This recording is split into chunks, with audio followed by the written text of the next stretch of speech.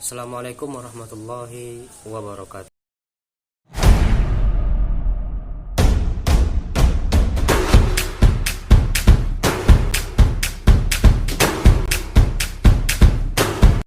Alhamdulillahirabbil alamin. Wassalatu wassalamu ala asyrafil anbiya'i wal mursalin wa ala alihi wa ashabihi rasulillahi ajma'in. Allahumma shalli ala sayyidina Muhammad wa ala ali sayyidina Muhammad. Alhamdulillah, pertama kalinya mari kita bersyukur kepada Allah Subhanahu wa taala. Alhamdulillah, Allah masih memberikan kepada kita berupa nikmat kesehatan dan nikmat kesempatan. Alhamdulillah, Allah masih memberikan kepada kita umur yang panjang serta nikmat-nikmat yang lainnya yang diberikan Allah kepada kita. Wajib kita bersyukur kepada Allah dengan mengucapkan alhamdulillahirabbil alamin. Kemudian kita bersolawat kepada Nabi besar kita, yakni Nabi Muhammad sallallahu alaihi wasallam. Allahumma shalli ala sayyidina Muhammad wa ala ali sayyidina Muhammad. Oke, baiklah. Untuk pertama kalinya izinkan saya perkenalan diri dulu. Perkenalkan, nama saya Rendika Putra. Saya kuliah di Uinsus Riau dengan Fakultas Usuluddin dan jurusan Akidah Filsafat Islam kelas 2A. Oke, di sini saya ingin membacakan atau menceritakan tentang kitab yang dibuat oleh filosof Islam Al-Farabi dengan nama kitabnya yaitu Al-Madinah Al-Fadilah. Oke, sebelum kita ke videonya, alangkah baiknya kita membaca bismillah dulu. Semoga yang menyimak akan mendapatkan berkah baik di dunia dan akhirat kelak. Oke, sebelum kita ke kitabnya yaitu Al-Madinah Al-Fadilah itu, alangkah baiknya kita perkenalan diri dulu. Siapa itu seorang Al-Farabi? Oke. Al-Farabi merupakan seorang ilmuwan dan filosof Islam. Beliau lahir pada tahun 872 Masehi. Beliau berasal dari Arab, tepatnya di Kazakhstan. Beliau juga dikenal dengan nama Abu Nasir Al-Farabi. Ia adalah sarjana pertama yang mengemukakan konsepsi politik kenegaraan. Wow, itu dari orang Islam. Bangga kita menjadi orang Islam. Kemudian beliau adalah seorang filosof politikus terkenal dengan teorinya yaitu Al-Madinah Al-Fadilah. Itu yang akan kita bahas. Al-Madinah Al-Fadilah itu memiliki arti yaitu negara utama. Negara utama. Jadi banyak saat ini para pejabat di negara kita, tepatnya negara Indonesia ini, yang tidak sesuai dengan konsep mana perkataan dan mana perbuatan dia. Mana perkataan dan mana perbuatan dia. Baik, dapat kita lihat. Sebelum dia menjabat, sebelum dia memiliki kekuasaan menjadi seorang pemimpin, itu perkataannya mungkin kayak membuat rakyat atau orang-orang atau masyarakatnya kayak yakin, oh ini pemimpinnya pasti adil besok ini. Tapi tidak. Ada juga mungkin misalnya ya, ada pemimpin dia akan membuat jalan tol, misal dari lintas Riau dan Sumatera. Jika saya akan menjabat pada periode 2024, saya akan membuat jalan tol tersebut. Tapi buktinya tidak ada. Itu misalnya. Jadi hati-hati dalam kita memilih pemimpin. Oke, saudara kaum muslimin, konsep negara utama menurut Al-Farabi yaitu negara yang sempurna atau utama, yang terbentuk karena semua organ.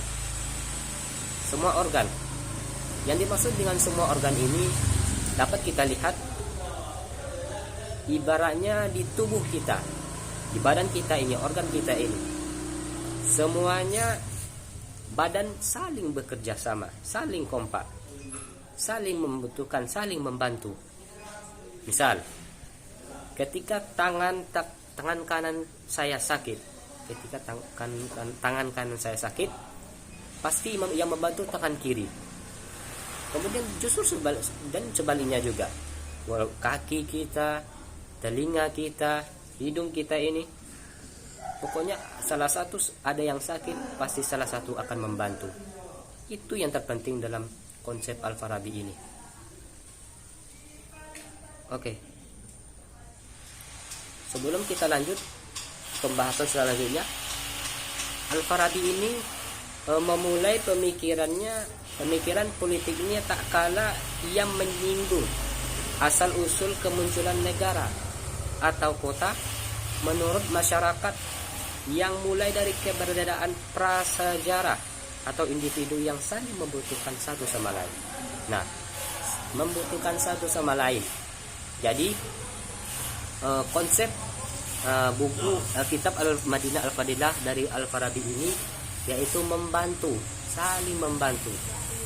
Kita mungkin kayak bukan di negara saja, di masyarakat kecil itu bisa diterapkan konsep seperti itu, saling membantu. Ketika tetangga kita yang kesusahan, kita bantu. Ketika ada yang mungkin gotong royong menyambut baik itu 17 Agustus, baik itu acara-acara adat, atau ada yang mungkin merasa kesusahan, mari kita bantu. Kalau kita mungkin tidak bisa bantu dengan akal, dengan otak, pemikiran kita bisa bantu dengan ongkos kita. Kalau tidak bisa dengan ongkos, kita bantu dengan otot kita. Banyak lagi cara bisa kita membantu. Jadi itu yang sangat penting dalam kitab Al-Madinah Al-Fadilah itu. Kita dituntut untuk membantu. Kita tidak perlu terpaksa. Kita membantu dengan sesuai diri kita saja. Tidak perlu dipaksa. Jadi ketika kita ingin memikirkan sesuatu hal yang tidak penting, itu dilupakan saja. Baik, kita lanjut lagi ke Al-Madinah Al-Fadilah tadi. Dalam konsep Al-Madinah Al-Fadilah tadi itu disebutkan yaitu konsep negara yang sempurna dan utama.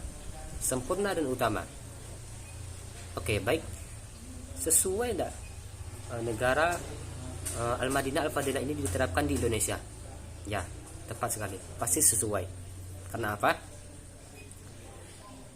Tapi kalau dipikir-pikir, Al-Madinah Al-Fadilah ini belum 100% diterapkan di Indonesia. Karena banyaknya mungkin sekarang contohnya korupsi ya, koruptor, para DPR mungkin memakan uang rakyat dan lain sebagainya. Itu mungkin agak susah cara penerapan Al-Madinah Al-Fadilah itu di Indonesia ini. Kita mungkin harus menunggu pemimpin yang benar-benar membasmi koruptor, kemudian tidak ada anggota dewan yang memakan uang rakyat. Karena banyak sekarang ya masyarakat yang tidak menerima bantuan yang selayaknya. Ada mungkin masyarakat yang mungkin yang lebih ke atas lagi ekonominya, tetapi dia lebih menerima bantuan untuk orang miskin itu. Tapi tetangga yang lebih miskin dia tidak menerima. Itu yang perlu kita koreksi. Itu yang perlu kita introspeksi untuk kedepannya. Kita harus memilih pemimpin yang lebih baik.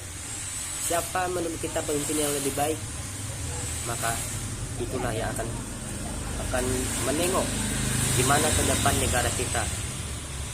Jadi saran saya untuk kesimpulan pada kitab Al-Madinah Al-Fadilah yang dirancang oleh Al-Farabi ini, mari kita usaha sebagai masyarakat Indonesia, kita pilih pemimpin yang menurut kita bisa membawa negara kita ini yang lebih maju, terhindar dari masalah narkoba, korupsi dan lain sebagainya.